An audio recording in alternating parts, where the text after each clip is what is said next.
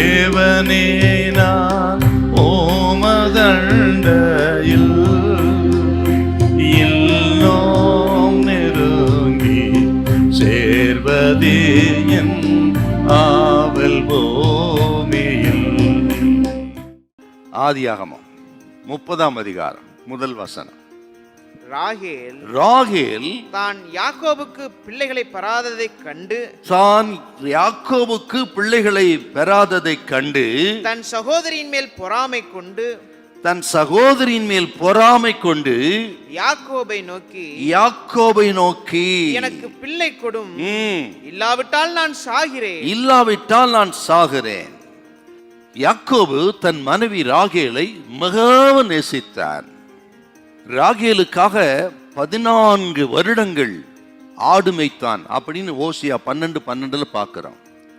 ராகேலின் நிமித்தம் யாக்கோபு பதான் அராமிலே 14 வருஷம் ஆடு மேய்த்திருக்கிறான். அத்தனை பாடுகள் 14 வருஷத்துல பட்டிருக்கிறார். யாருக்காக? ஆக ராகேலுக்காக. ராகேலின் மேல் இருந்த நேசம், அன்பு.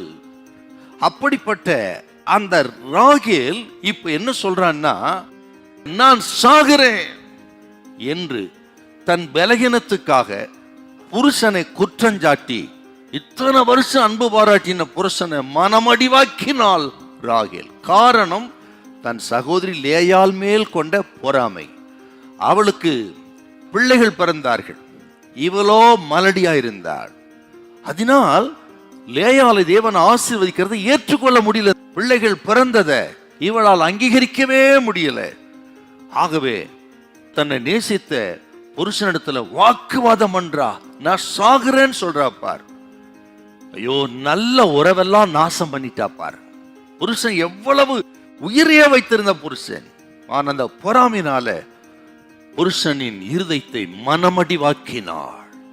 என்ன நடக்குது? அவர் கோபப்படுறார் யாக்கோபு. நான் தேவனா? தேவன் தானே அடைத்து வைத்திரும் கர்ப்பத்தை அப்படின்னு 2 பேருக்கும் வாக்குவாதம், சண்டை, பிரச்சனை. 2 பேரும் அவ்வளவு நேசித்தவர்கள் தான். ஆனால் காரணம் பொறாமை.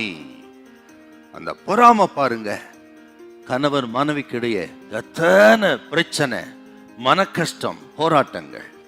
இந்த நல்ல உறவை கெடுத்ததே பொறாமை தான். இன்னைக்கு பாருங்க, அப்பா அம்மா உறவை கெடுக்கிறதும் பொறாமை தான். சகோதர சகோதரி இடையில இருக்கிற இந்த உறவுகளை கெடுக்கிறது பொறாமை தான். திருச்சபையில் கூட பாருங்க, விசுவாசிகள் மத்தியில இந்த ரிலேஷன்ஷிப் கெட்டு போறதுக்கு பொறாமத்தாக மெயின் காரணம். கர்த்தருடைய பிள்ளைகள், நீங்கள் இந்த பொல்லாத சாத்தானின் சுபாவத்தை நம்ம ரிலீஸ் ஆகணும். ஒருவேளை புத்திர பாக்கியம் இல்லையா, கர்த்தர் சொல்றார், அந்த அற்புதத்தை கர்த்தர் செய்வார். உங்களுக்கு திருமணம் ஆகலையா, கர்த்தர் செய்வார். பல நாட்கள் ஜெபம் கேட்கப்படும். உன் கண்ணீரை துடைத்து அநேகருக்கும் உன் தலையை உயர்த்துகிற ஆண்டவர் வந்திருக்கிறார். நீ பயப்படாதீங்க. ஹல்லேலூயா, ஹல்லேலூயா.